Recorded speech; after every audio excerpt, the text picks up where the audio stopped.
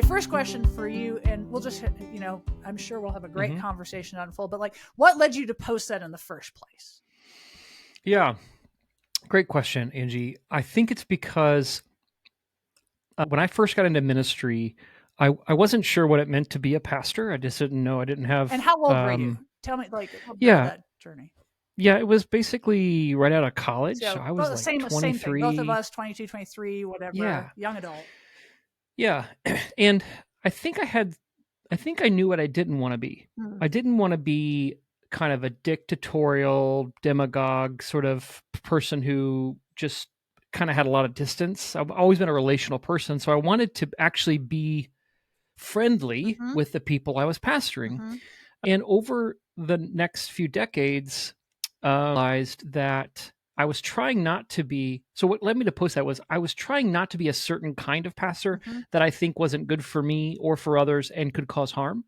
And in trying to stay away from that, I think I ended up unintentionally causing harm. And so, and we can talk about that kind of harm for a second. But what led me to post this was me trying to piece together why did that happen, and how do I make, how do I name that and begin to rectify it? I have begun to rectify it, but how do I begin to name that? Because I wonder if other pastors are experiencing this tension as well. Yeah. Yeah. And, we can, get into this more, but you said the response, you were not prepared for the response you got. Yeah. I mean, I had people saying, I disagree. I'm a pastor of a church and I have great friendships. I had people say, problem is that your problem is that you see power wrong. It shouldn't be like this. Jesus called people friends.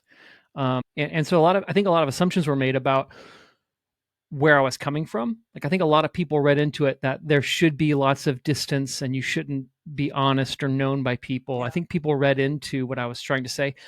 And honestly, like most of my social media posts, Angie, I didn't craft it. I didn't have a rough draft. Yeah, I didn't sleep hey, on I'm thinking about this. Yeah. I just think out loud on social media. So I probably would word things differently. I said, pastors can't really have friendships. And I meant that in a quote friendship way. Yeah. And I tried to clarify peer to peer. Yeah. But I do think there's different kinds of friendships that have to account for authority and power differentials, or else the person with more power could often unintentionally cause injury or harm. If a person with power and authority doesn't steward it intentionally and learn to walk wisely with it, they can end up causing harm that they didn't intend. Yeah. And that's what I was trying to reckon with in that post. Yeah. Well, so since you stirred the pot, let's keep stirring. So, so tell me more about how you came to learn what you kind of posted about as you were thinking about, and whatever degree you're willing to share as far as some, either where you stumbled into stuff and went, oh, there's a power thing here. Just what were some of those markers that have shaped where you're at now on that? Yeah. Yeah. So there was a church conflict that I was a part of about 15 years ago, where certain congregants were bringing questions and concerns about another congregant and their friendships with people of the opposite sex. And I as the pastor didn't handle the conflict between congregants very well, because I wasn't stewarding my role as the shepherd of the community well. I tried to stay neutral. I tried to treat it as though it was all of this conflict was happening among peers and equals, and it really wasn't. Yeah. And so the person who was being accused of wrongdoing didn't experience my presence with them as care. They experienced my presence, and we've talked about this, and we have rectified our relationship. We've made up, but they kind of it always felt to them like I was holding a hand behind my back. Like I had the authority or power to make decisions or to adjudicate this, and I wasn't being honest and upfront about that. And so it always felt like they were guessing Like what's going on here? So that's one. Yeah.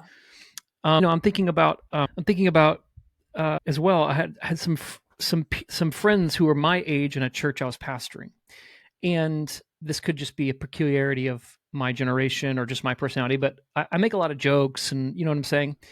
And when I would hang out with them, we would make jokes, and it was fine from my perspective. But years later, this person indicated to me that he called it you kind of big brother me. Huh.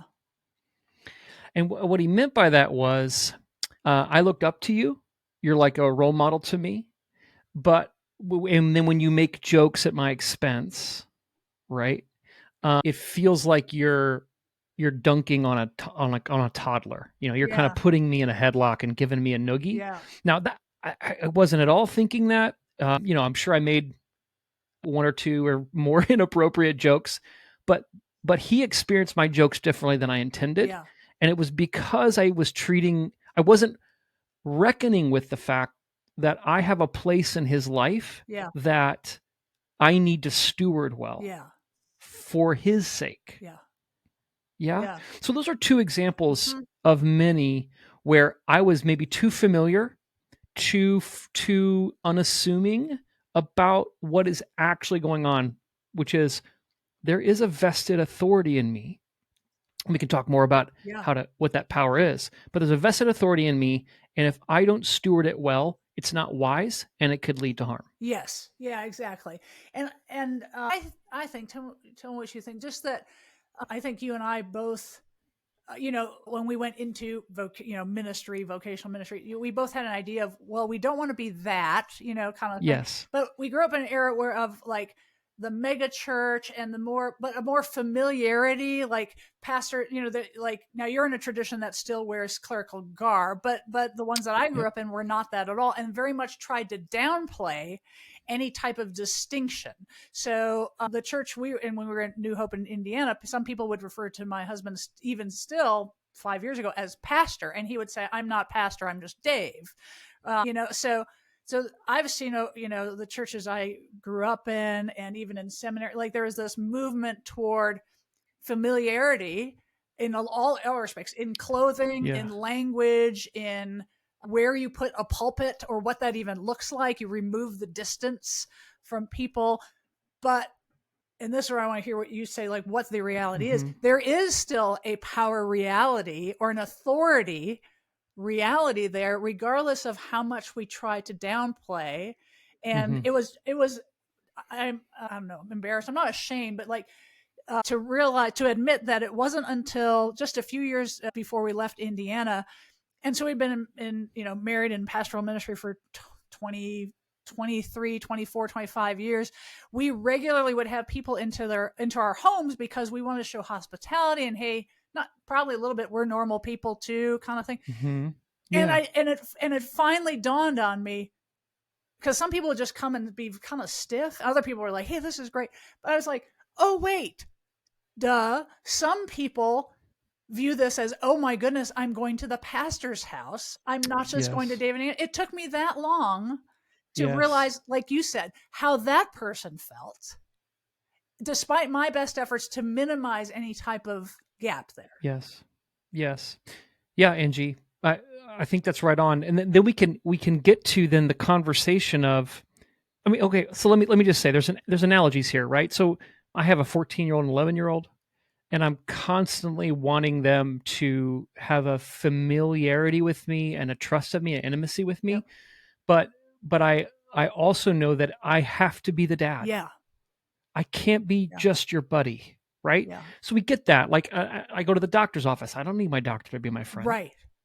You know what I'm saying? Yeah. And so there's these other arenas where we get that friendship isn't the highest virtue. Peer-to-peer friendship isn't the highest virtue in this relationship. Yeah.